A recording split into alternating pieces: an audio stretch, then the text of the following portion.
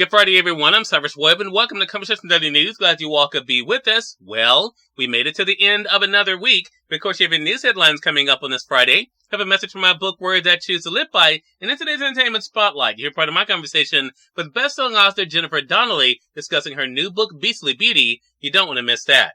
Enjoy today's broadcast. For Conversation Daily News, I'm Cyrus Webb with your Friday headlines. In international news, Netanyahu on U.S. threat to withhold arms. Israel will fight with its fingernails if needed, he says.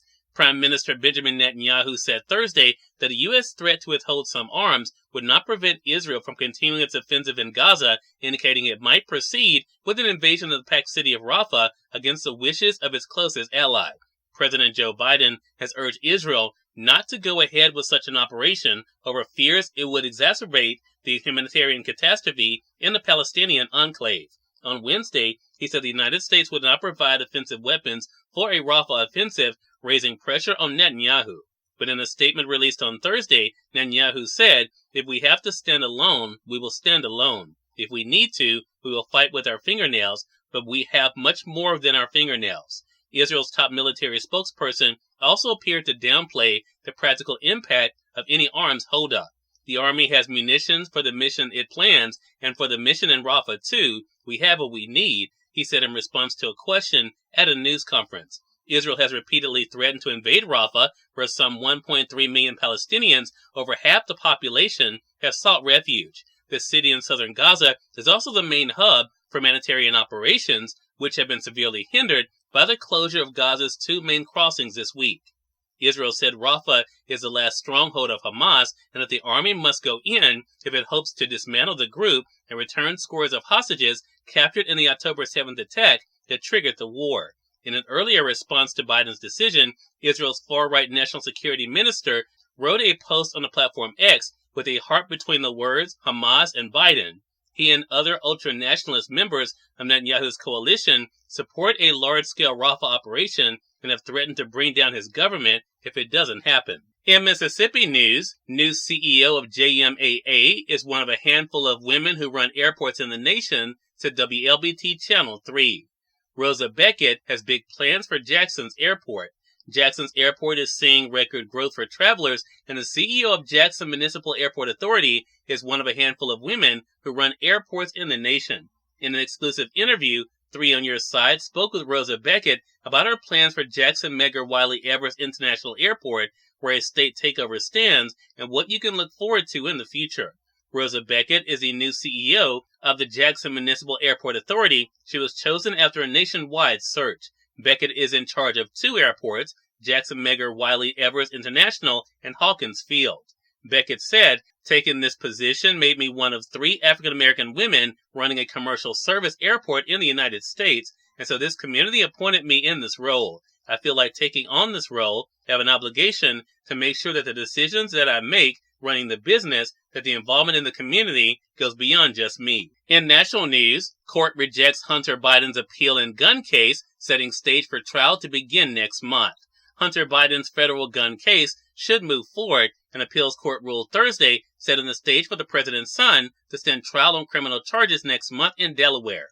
Hunter Biden's lawyers went to the 3rd U.S. Circuit Court of Appeals after the judge overseeing the case last month rejected his bid to dismiss the prosecution. A 3-judge panel of the appeals court did not rule on the merits of his claims, but said the court doesn't have jurisdiction to review the matter. In an order shortly after that ruling came down, the U.S. district judge said the case would proceed to trial on June the 3rd and is expected to last 3 to 6 days. In entertainment news, Justin and Hailey Bieber revealed they're expecting their first child, says Variety magazine.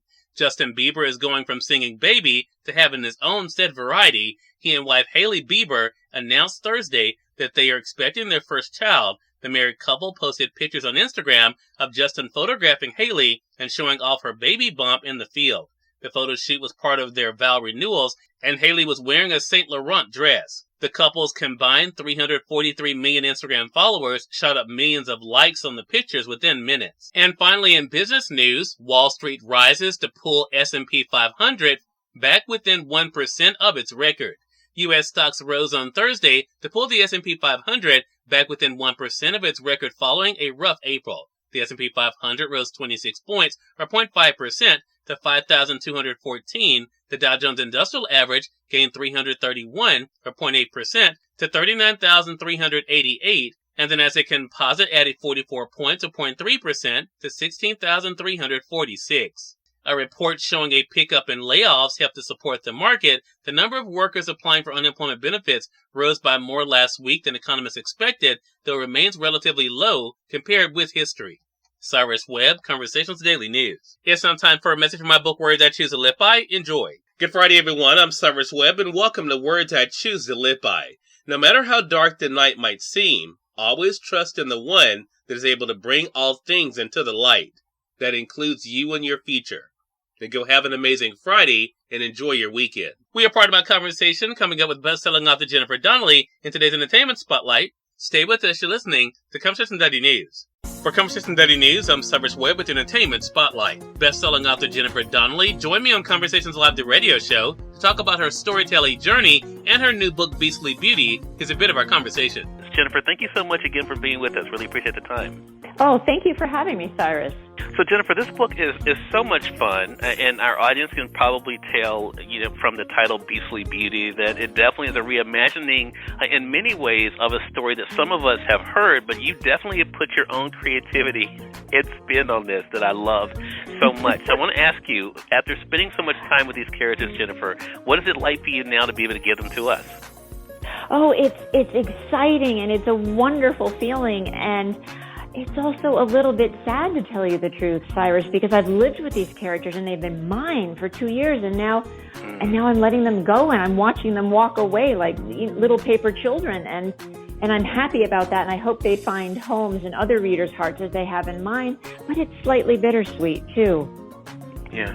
Let's talk about creativity, if you don't mind, Jennifer, because you are one of those authors that allows us to be able to not only to take these remarkable journeys with you through your books, but also, I think, makes us think about our own lives. You definitely make us do that with the character Arabella, I think, in this book. We'll talk more about that. But also just ourselves. What has it been like for you to do what you love as a creative individual and have other people connect with it? It's a dream come true. It's what I wanted to do for so long. Ever since I was a small child, I knew I wanted to be a storyteller, but it took me a long time to achieve that. I don't think I was maybe 36, 37 when I finally managed to publish my first book. So to have my work be out there in the world, to have readers embrace it, to know that my writing helps people the way other writers' writing has always helped me, is just an amazing feeling. Cyrus Webb, Conversations Daily News. We thank you all for tuning in to this edition of Conversation Daily News. I'll be back on Mondays, more news, a message from my book, Words I Choose to Live By, and of course, your Entertainment Spotlight. Until then, I hope Cyrus Webb saying, as always, enjoy your day, enjoy your life, enjoy your world. Thank you all for choosing Conversation Daily News today, and let's go make today amazing. Take care.